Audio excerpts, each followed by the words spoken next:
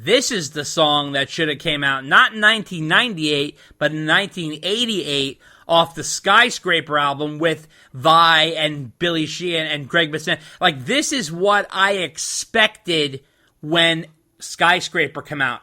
I really expected something along these lines, right? Oh, yeah. I mean, they totally should have made Eat 'Em and Smile Part 2. Yeah. They really Hindsight being 2020. Yeah. But, Dave's going to try whatever he wants to try. So he likes different stuff. What are you going to do? That's true. Right. So just to let you also know, in 1991, A Little Ain't Enough, an album we haven't talked about yet. We'll get to that in a future podcast, but that is a rock album, and I actually love that album, but it doesn't have the edge that this album has. This is an edgy album. It's kind of got rough edges. It's Little Ain't Enough is very high gloss produced. It's well produced. It's done by Bob Rock. That's an excellent album, but it doesn't have that sort of rough rock edge. This does, and Bob Marlette really did a great job with that. It does. Yeah, I agree with you. Maybe sometimes a little too rough. Yeah, sometimes it is. Yeah. I've heard some commentary about the production, and as we get into it, Roth's vocals, this is like the beginning. Well, I wouldn't even say the beginning, but it's a continuation, and you can hear how sometimes he starts straining to get where he wants to go. Oh, yeah. We'll get into that. But it's all part of the roughness of the album, which I think helps it more than it hinders. Right, it does. So we're on to number 2, and this is Blacklighted. This song really grooves and has a funk to it, and I love that it starts with an old school DLR growl, which is really awesome. I love that.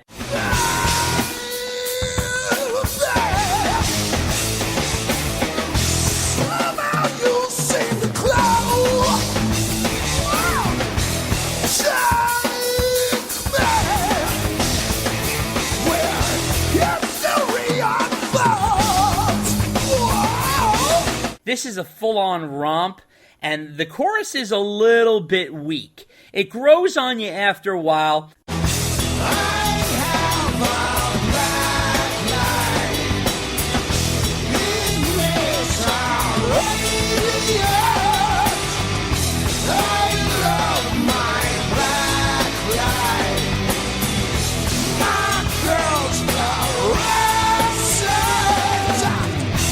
But the verses, if you listen, are very Zeppelin-esque. It has... right? Yes. For sure. It's got that sort of feel. The chorus doesn't really fit the vibe of the rest of the song. It's not bad at all. It's just not really great. But the rest of the song is fantastic. And the guitar break at about 2 minutes and 20 seconds in, followed by a harmonica solo by Dave, was a nice touch. Yes. What do you think of this one?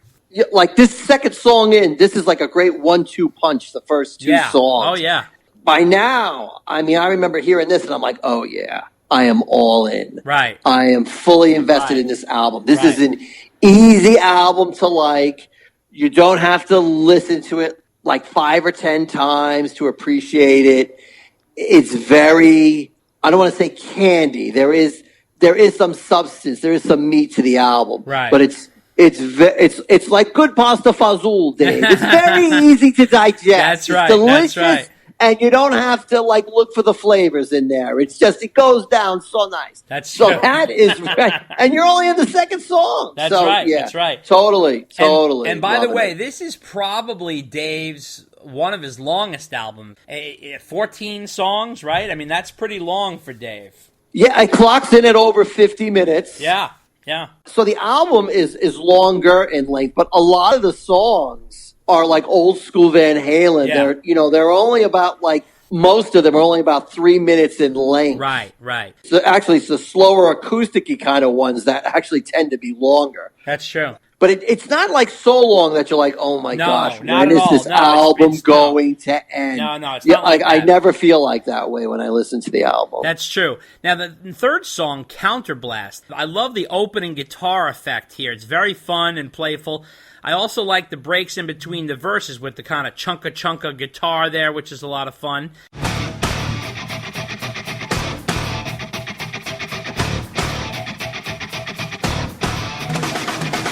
There's a hot solo by John 5 about 1 minute and 30 seconds in, and there's an incredible drum break by Ray Luzier about 1 minute and 57 seconds in. This is definitely sort of a meat and potatoes rocker.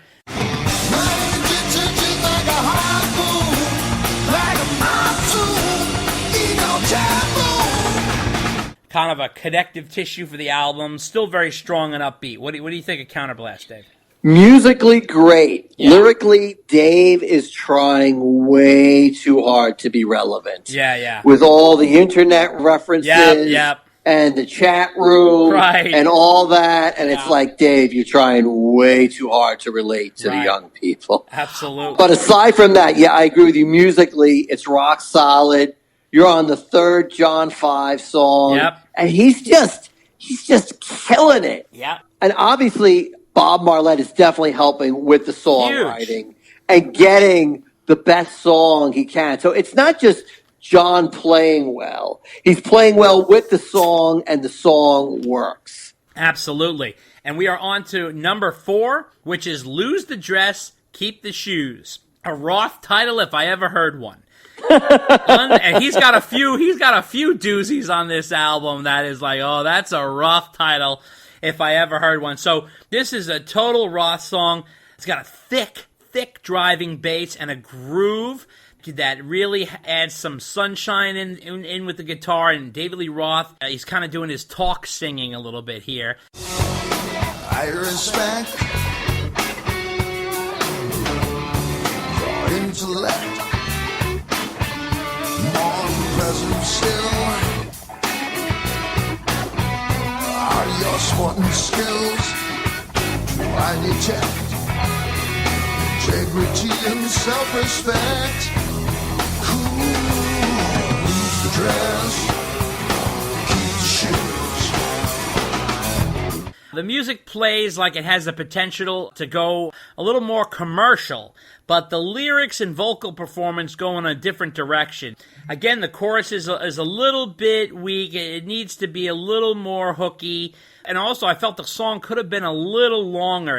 I don't like the cheap fade out at the end. And this is the Terry Kilgore song. Terry is playing guitar and also wrote with Dave. What do you think of this one? It's not bad. It's good. It's not. It slows things down a little bit because it's not balls to the wall like some of the other songs have been. The content and the title of the song, you say it's like the Dave song. It's almost like it's too blatant. It's too in your face. Like Dave always has a way with a lyric. Yeah. And this time he's just like, lose the dress, keep the shoes. Yeah, I know. I know. Like usually he's a little more arty than that. Yeah, that's true. He's almost getting like a little lazy, like a little like Sammy Lazy. Ooh, Sammy Lazy. Oh, right, with the lyric there. Wow, good point. Good point. But interestingly, even though there's a different songwriter and a different guitarist on this song, it still fits in with the context of the album. Absolutely. And we are on to number 5, which is Little Texas, a song written by Roth and John 5 and Bob Marlette. It's got a little twang in the mix there, and it has a bit of a bucking bronco type rocker. The quote here is funny. My first time in the spotlight was from a helicopter, which is a classic line from Dave. And on the ceiling, farmer's daughter, Texas pavement in a angry father. Sometimes a straight line in there, sometimes you wonder. My first time in the spotlight was from a helicopter. Rather wordy this song is for Dave, lyrically heavy, but he seems to handle it okay. It's got a bluesy thread that kind of underlines the song. Broadway to Cheyenne, this is wild, this we am. Say hello, my best friend, Little Texas. Right, live, let's ride, and roll one more time. Always keep her by my side, Little Texas. And Roth sounds like he's having a ball, you know. He's really running this one down. What do you think about this one? This is another OTT, over-the-top song. Mm-hmm. There's quite a few of them on this album. Sure. If you like OTT, you know me. Then you right. Then you know me. Then you will love this album. Right. If you don't like OTT, which was actually a phrase coined by Martin Popoff is not a big fan of OTT. He's a fan of it if it's done the right way, like Hot for Teacher. Right. But if it's a pale imitation, he can't be bothered. Okay. Me, I'm the opposite. I could do OTT all the live long day. Wow. And that's probably one of the reasons why I like this album so much. Wow. This is another OTT song. Love it. John kicking it out of the park again. Just like firing on all cylinders, man. Yeah, John, yeah. It's just, this is, you have to realize, this is John. He's a young man. He's like 28, 20, well, he's my age. I think he's younger than that. No, he's exactly our age. Oh, is he really? Yeah, he's exactly our age. Oh, wow. So you and I in 98 so are 28 years old. So all right, let's say he's okay. 27 when he wrote these songs or something. Okay, but he's like a young guy, so he's really starting to peak as a guitarist. Not that he's on the down spiral now, because he's even peaking higher and higher and higher right now, but he's really starting to come into his own. So he's got some really colorful licks and songwriting. It's really amazing. That's why I wanted to save this discussion to go with his interview, because John 5 is definitely the star of this album. I mean, even though he's only on 7 of the tracks, he's like the MVP of this album. Yeah, and I'll tell you, this stating the obvious here, but this is a guitar album. But really a guitar album. Like the bass is an afterthought. I mean, for crying out loud, the bass is played by Bourbon Bob, who's not even a real guy. That's right. It's the guitarist. It's the guitarist. Like, well, we need a bass line, and I can play bass well enough, so I'm going to add a bass line. Boom, we're done. Exactly. I mean, if you're looking for Billy Sheehan runs on this album, you're not going to find them. No, definitely not. This album is definitely guitar all the way, and obviously the drumming by Ray is also stellar. Right. So those two guys are really carrying the album. I'm not saying Roth's not doing his fair share, but if it wasn't for those two other guys, this album would not be nearly as good. Absolutely. Now we are on to number 6, which is King of the Hill. This is a song written by Roth and Mike Hartman. This song is a little more balls to the wall, hard rock. It's got a kind of a little bit of a sludgy rhythm underneath it all. 500 horses in a Chrysler mill makes me king of the hill. Guns and guitars, but keys and fast cars. Slide behind the wheel and go.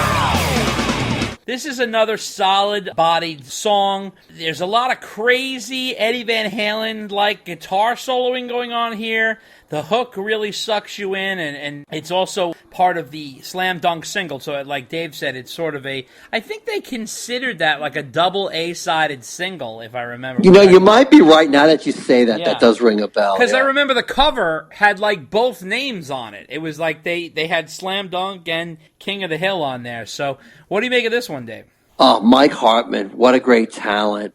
So sad to see him go so early. Yeah, I would have loved to have him on, too. Oh, yeah. But, man, and by the way, he also has a solo album with instrumental versions of the 2 songs he did on this album. Right. I think they're called something different, though, right? They are. But if you like this album, I would pick up that album. Right. You would enjoy it. Sure. Now, even though this is a different guitar player, again, fits in with the album. And yeah, you're right. It does have like that kind of sludgy riff going on. Right. But it's also over the top, and it's just, I'm going to say this like a lot, especially for the first half of the album, which we're at. It just rocks. Right. And really keeps rocking until we get to the next song. But That's right. For the most part, the first 6 songs, it's just like, bam, bam, bam, bam, bam. It's like old school Van Halen albums. I mean, even Smile's a great album. Yep. But even that one takes breaks here and there. It does. And this one, but just keeps going, and the adrenaline's on high. And the songs are good. Yep. And, Roth's got some funny lyrics in here, what does he say? A Chrysler and a Cooper DeVille makes me king of the hill or something like that. Yeah, it was funny. I think I just butchered that. That's but anyway. That's okay. That's okay. So we're on to number 7. We're towards the middle of the album.